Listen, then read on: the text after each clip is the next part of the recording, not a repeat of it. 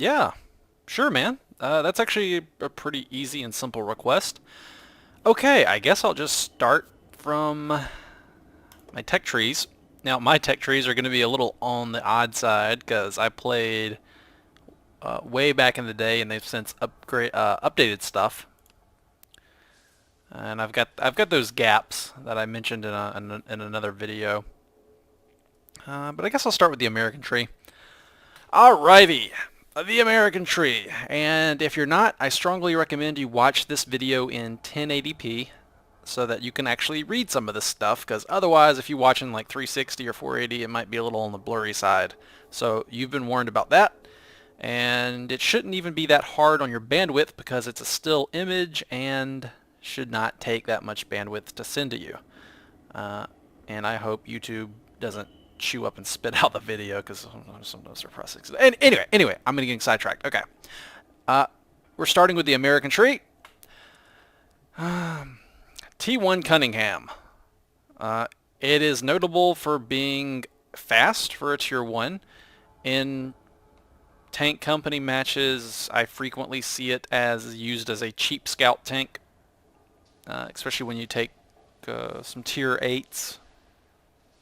I think a lot of people will take like some tier 8s and then two tier 1 T1 Cunninghams, and that's to better manipulate the tier system in their favor to have like a really cheap tank as a scout, without spending a second tier point on it. Alright, the self-propelled guns here. Do I not have the priest researched? No, I don't. But I can buy the M37. In fact, I think it's in my... No, I sold it, right? Didn't I sell it? Yeah, I sold it. I was like, hey, let's try out the SPG gameplay in the current patch. Oh, they nerfed it? Are you telling me it's even more inaccurate and hard to use than before? Yeah, no. Some people might enjoy the self-propelled gun gameplay. In its current form, I don't. It's too hard and frustrating to constantly wrestle with this giant circle that never really tightens that much. And it's just, you may as well be rolling dice at your screen when you try to use the thing. No, but Vechs, I had this one time where I landed this awesome shot and it won the game. Okay, yeah, that's great. You did that. Great. But in day-to-day gameplay, I just find them frustrating. And before you say I don't have any high-tier SPGs, so I don't know what I'm talking about, I at least have the unicorn over here. And is the gun on this thing pretty accurate? 0.7. Okay, it's slightly more accurate than the gun I was using on the American one. So I've at least got the unicorn. And I've tried a few other SPGs, but I don't like the SPG gameplay. I find it frustrating. So there is something notable about these SPGs here, these low-tier American ones, is that they actually have more ammunition than you can possibly shoot during a match. Is ammunition listed on here? No, don't think it is. If I click on this, does it tell me how much ammunition it stores? No, I think it's 126 shells for this vehicle here. And I did the math, and I think it's more, in a standard round, that's more than you could possibly fire if you just fired a shell every time one was loaded. I find that funny. Okay, so that's about all I have to say about self-propelled guns. In the beta, I researched up till, I think, the M5, and I had fun with that. I thought it was a good tank. I liked this howitzer on it for going to hunt SPGs. But the scout gameplay, it's very unique. The scout gameplay is hit or miss if you like it or not. I was never good at it. I think I would probably be better at it now, especially now that I can see. Because when I played a long time ago, you got rewarded for scouting, but you never knew exactly what was going on with it. Like, all you had at the end of a match was just an experience total. You didn't have a detailed battle recount like what is in the game now. So that now when you scout, you can see the exact effects of what you did during that match. So I might have to give scouting another try, but right now I'm a fan of medium tanks, heavy tanks, and tank destroyers. My current main project is grinding up to the T95, which I really want. Right now I'm stuck in the T28. Oh, and it's so slow. But anyway, that's down the tier. Okay, what else? This thing. This thing right here. So that's what I have to say about light tanks. In the American tree, I don't have any experience with the higher tier ones. This thing right here is so damn good, and I will upload a video showing you why it's so damn good. It has a lot of armor. Where's your frontal armor? 51 frontal armor in tier 2 battles. 51 millimeters of frontal armor in a tier 2 battle. Also, it mounts this thing right here. A tier 4 gun. You bring that tier 4 against tier 1 tanks, tier 2 tanks. That refire rate, 28 with 100% crew. That is basically every 2 seconds, I think. Yeah, 2 seconds. Close to 2 seconds. The penetration, the damage, that accuracy is pretty decent too for a low tier. This thing is busted. This thing is so busted. But although in general, the tier 2 tank destroyers, they're all good. I remember one match I had back in beta, I had a Panzerjäger 1, and I got like 7 or 8 kills with it. I was like the last one left, and I was just sitting at the cap, and I was defending, and my team they all ran out and died, right? And I was like, well, crap, it's just me left. Well, I had like binoculars, I had 100% crew, I had camo netting. I twinked it. I had a twinked Panzerjäger 1, and I just crapped on the rest of the enemy team as they came to the base. I would just, pick them off. That was fun. I have an even better match though in the T18, and I'll show you guys later on. I haven't made the video yet, but I will. So look for that on my channel. It's ridiculous. The rest of these tank destroyers I don't have much memories of, and if I look at I just kind of ground through them really fast. You can see there's stuff that I didn't bother researching. I just kind of went right up for my objective. Like, I didn't want to spend time in these vehicles, and I don't really have much to say about them. I can tell you right off the bat that for a tier 4 vehicle, that's probably going to see tier 5, maybe even tier 6 tanks from time to time. That 51 millimeters of frontal armor is paper, and you're going to die a lot. Yeah, I mean, it's got the same armor that the tier 2 vehicle had. This thing, oh god, 13 millimeters of hull. Wow, that thing has no armor. I'm just gonna go out on a limb and say that this thing, I didn't even research the guns for. I just ground straight to the next vehicle up and got away from it. I'm pretty sure the reason I have these other material things here is they're used on other vehicles, and that's where I got them from, because I sure as heck didn't bother. I was just like, I'm gonna get out of this vehicle as fast as I can. That tells me that they're probably not that good. I would get frustrated with the complete lack of this thing to take a hit. 13 millimeters of armor, like any high explosive shell is just going to instantly kill you. So, seems like a garbage vehicle. Same for this one too. Maybe it could have good soft stats. At least this one has the 51 millimeters, but that's still garbage at a tier 4, I think. Okay, this thing.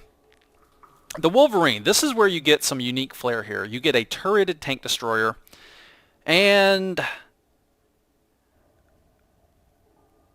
I think the Wolverine sucks. Am I right on that one? Yep, the Wolverine is the one that sucks. Okay. Here's why the Wolverine sucks. It's because it's not the Jackson. That's the reason. It's not the Jackson. Seriously. If you're trying to play with the Wolverine, do yourself a favor and go straight to the Jackson and skip it, because you get a lot more armor. You can actually go hull down on the Jackson and expose your hull, your gun mantlet, not hull, your turret. Expose your turret. That 57 millimeters of turret armor, it sucks. This vehicle has a lot better armor, and keep in mind it is sloped, so you will get some better coefficients there with the sloping on these numbers. And the Jackson has this, a gun that you can actually accomplish things with, a 90 millimeter. This is, and by the way, this is my personal opinion. I'm sure there's people out there who will disagree with me. There always will be on games like this. But 160 millimeters of penetration at tier 6, it's not even that much, to be honest with you. But at least this vehicle is speedy and maneuverable and has a turret. And it has a long sight range. Yeah, you stick binoculars on this thing. Binoculars work very well on the Jackson because you don't lose the binocular buff when moving the turret. So it's much easier to keep your camo net and binocular buffs with the Jackson. The Wolverine, okay, you can have this. This is honestly probably the best gun on the Wolverine. But if you're gonna do this, if you're gonna use a 105 millimeter snub-nose howitzer like this, go get yourself a Sherman, and you'll notice in my garage, I have the Sherman with a 105 on it. This tank is amazing. I love this thing. This 105 on a tier 5 medium, especially when I go up and fight, if I see a tier 3 or a tier 4, ugh, you about to get pooped on. That's all I'm going to say. I frequently will one-shot lower tier enemy vehicles with these high explosive shells. Because the average penetration is what? You're going to give me the average? 53. Thank you. Average damage 410. That 53 millimeters of penetration, that'll pin a lot of tier 3 and 4 stuff. So, and that penetrates 410. You gonna die. Anyway, let's see. So that's my whole, like, the Wolverine, it's like, why would you do this when you could just go get the Sherman and have more survivability and have a faster turning turret? Okay, so, alright, so you say, okay, the 105 millimeter is a dumb choice for the Wolverine. Say that's your opinion, and you don't think it's worth doing. You think where it's at is this thing right here, the 76 millimeter AT gun. Alright, fine. It shoots fast. It's reasonably accurate. The penetration is just 128. I don't like it. I don't like that penetration. For this vehicle, there's too many times when you run up against higher tier vehicles and that 128 does not cut it. That's why I like to fling high explosive, and you'll always accomplish something. And that gun sucks. This gun also sucks. So you have two options, and I'm not a huge fan of either of these options on this specific vehicle. It does not have enough survivability. So there you go. The Jackson was a you know, I could do stuff with the Jackson. I liked the Jackson. It kind of felt like playing a medium with... It kind of felt like playing a sluggish medium with a better than normal gun, and I'm pretty sure that's exactly what the thing is. Is there an M10 in this tree? Is there an actual M10 in here? It says it's built on the chassis of the M10, and I don't even know what that is. I don't know. M4? No. Wolverine. Meh. Oh, hold on a second. Meh. People send me, people in this game, I get spam with random messages from people, and so a lot of times, like, I'll get a message and there's nothing even in there. So sorry, whoever that was, but I'm working on stuff. All right, so the Jackson is, I don't even know what that's like. I'll get a message from somebody, like the message box pops up, and then there's nothing inside of it, and I'm like, why? Like, did you just? I don't know how that works. Like, I guess they clicked to send me a message and they haven't typed anything? Maybe? I don't know. But I'm not, to go ahead and answer your questions, I'm not really interested in platooning with anybody. I play this game with some friends, and I might do a collab on it with Pauls and Good. Have expressed interest in playing it with me. But other than that, I'm not going to be accepting like random platooned and friends and company invites from people. Sorry, that's just how it is. There's too many people sending me stuff. Okay. So that's the Jackson. I like the Jackson. I hate the Wolverine. The Jackson has more survivability and a much better gun that you can actually do something with. Even though it's still not the best gun, you can actually... The 90 millimeter is where it's at. You don't waste your time with the 76. The 76, you can hunt the light tanks, you can kill the SPGs, but you'll start bouncing off of a lot of people that you run up with. You run up against people with the Jackson using the 76, and you'll start bouncing shells with the 76 millimeter. All right, T25AT. Well, you've seen videos of this thing already. At first, I hated this thing, and I will go ahead and tell you, this 90 millimeter gun that it starts with is garbage for its tier. This will run up against like tier 8 stuff, and have I gone up against tier 9s? I think I have. Yeah, this is a tier 7, and it can be tier 7, 8, and 9 is its matchmaking. This is marginal against the tier 7 stuff. And against tier 8 and 9, this thing's a joke.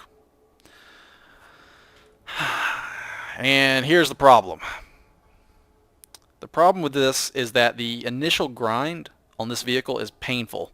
When you first get it, it's sluggish, its gun is underpowered, and the armor is mediocre. I mean, you've seen videos where I bounce shells with this. But that's not the norm. It's like, oh, hey, that's a surprise, I bounced a shell. It's not something you can ever depend on. It's 88 millimeters of armor against tier 7s, 8s, and 9s, really? No.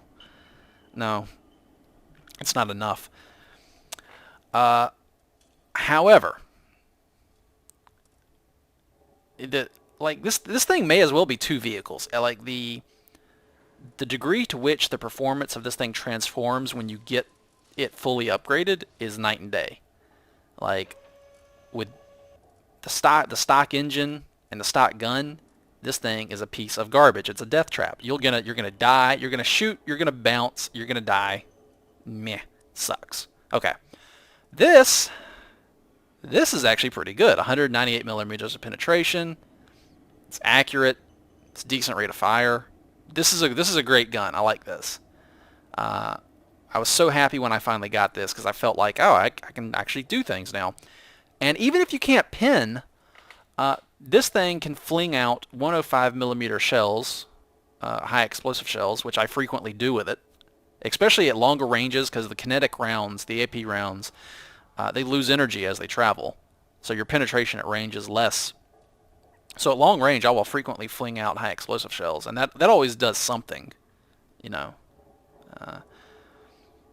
But the high explosives off the 90 millimeter feel really weak. And I think there's been times where I'll hit high explosive in the front of an enemy tank and it does like next to nothing. But I think even the biggest tier 10s in the game they'll feel a 105 high explosive. It might not do too much, but you'll accomplish something, you know. The 90 millimeter high explosive, that 320 damage is just like not really you can hit that explosive with it, and you might not do anything against the really, really, really thick armor. Okay, next tank on the list. And this might be a long video, just a heads up. I'm going through every tank I've played and have experience with, because that's what the guy asked. Hold on a second. This person keeps bugging me.